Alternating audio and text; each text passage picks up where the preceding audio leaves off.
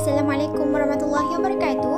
Video ini adalah hasil kerjasama Natasha Fahmi Anis dan juga Hazika Syazwani, iaitu saya sendiri, tentang sebuah biografi dan metodologi penulisan tafsir seorang imam, iaitu Imam At-Tabari. Stay tune guys.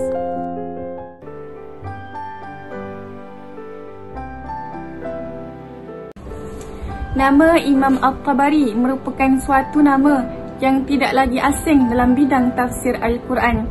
Nama penuh beliau ialah Muhammad bin Jarir bin Yazid bin Kathir bin Ghalib At-Tabari. Menurut pendapat yang kuat, beliau dilahirkan pada tahun 224 Hijrah bersamaan 839 Masihi. Namun, beliau sendiri sebenarnya tidak pasti bilakah tarikh sebenar beliau dilahirkan, kerana masyarakat pada zaman dahulu mengingati sesuatu tarikh kelahiran berdasarkan peristiwa. Tidak banyak sumber tentang kehidupan Imam At-Tabari, namun beliau memiliki sifat yang sangat sederhana. Beliau mencurahkan seluruh usianya untuk menuntut ilmu, untuk belajar, mengajar, menulis dan mengeluarkan fatwa. Beliau mula menghafaz Al-Quran seawal umur 7 tahun dan mula menulis hadis pada umur 9 tahun. Antara rehlah pengajian Imam At-Tabari adalah di Amuli, Parsi, Iraq dan Mesir.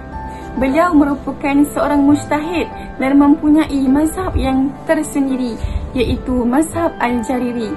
Tetapi ianya tidak bertahan lama dan lenyap pada abad keempat Hijrah. Beliau telah menerima tawaran untuk menjadi seorang qadi dan penasihat pemerintah sehingga beliau tidak sempat mendirikan rumah tangga. Selang beberapa waktu, beliau meninggal dunia setelah ditekan dan dipulaukan oleh ekstremis fanatik daripada kelompok mazhab Hambali. Antara karya beliau ialah Kitab Jami' Al-Bayan fi Tafsir Al-Quran, Kitab Tarikh Al-Ma'ruf fi Tarikh Al-Umam wal-Muluk, Kitab Al-Qira'at, Kitab Al-Hamidah wal-Akhlaq dan Kitab Ikhtilaf Fuqaha. Jika kita lihat pada karya-karya beliau, setiap halaman karya beliau adalah sangat banyak. Sebagai contoh, Kitab Jami' Al-Bayan fi Tafsir Al-Quran dan Kitab Ikhtilaf Fuqaha mempunyai 3,000 halaman, manakala Kitab Tarikh Al-Umam wal-Muluk mempunyai 5,000 halaman. Ulama yang memberikan pandangan terhadap karya Imam At-Tabari adalah Imam As-Suyuti dan Imam An-Nawawi. Imam As-Suyuti mengatakan bahawa tafsir Imam At-Tabari adalah tafsir yang hebat dan tinggi nilainya.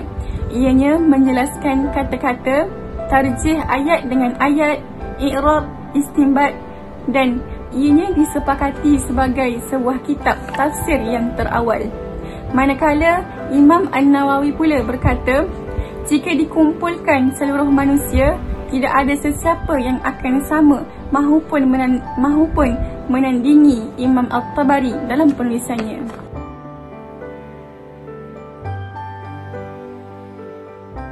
Baiklah, seterusnya kita masuk pula untuk metodologi pentafsiran Imam At-Tabari.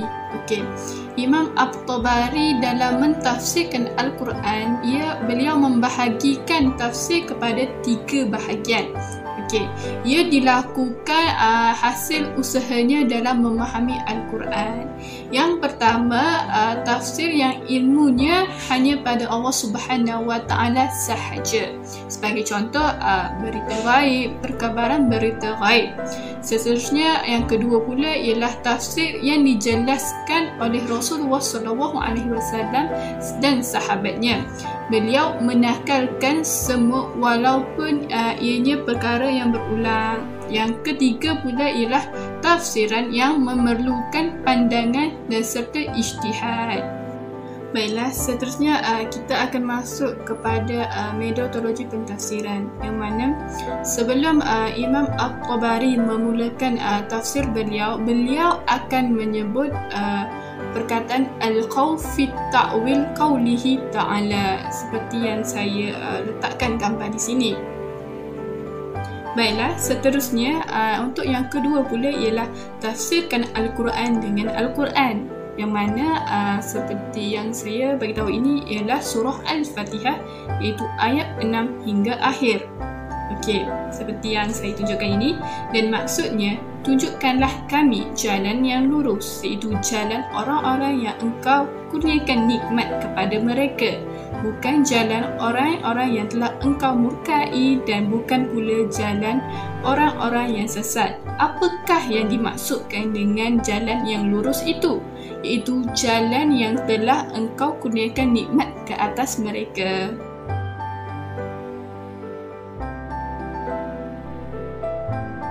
Seterusnya, Imam At-Tabari menafsirkan ayat Al-Quran dengan hadis Nabi berdasarkan surah Ali Imran ayat ke-161, A'udzu billahi minasyaitonir rajim.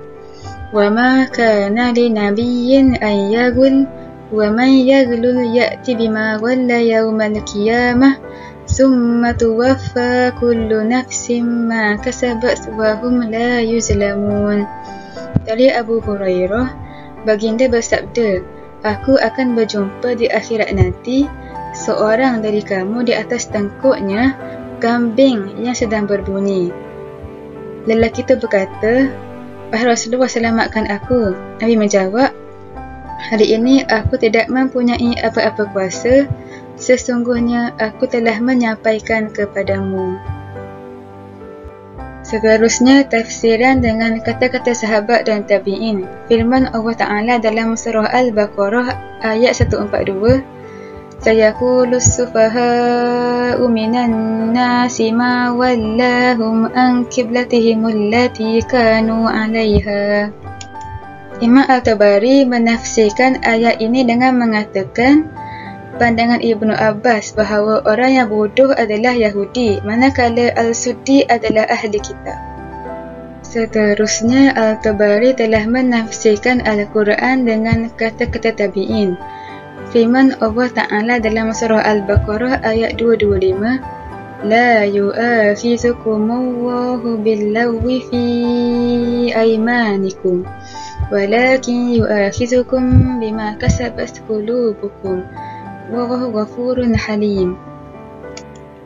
Al-Tabari menafsirkan ayat ini dengan kata-kata Hasan Al-Basri, Mujahid, Ibnu Waqi' dan Abu Malik bahawa al-lagwi itu sumpah.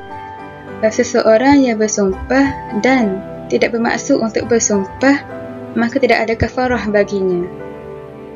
Akhir sekali, jika Al-Tabari terlupa akan nama perawi, maka beliau akan sebut Haddasani ba'du ashabuna sahaba'anni ismuhu. Sekian itu saja dari kami. Semoga bermanfaat. Assalamualaikum. Bye-bye.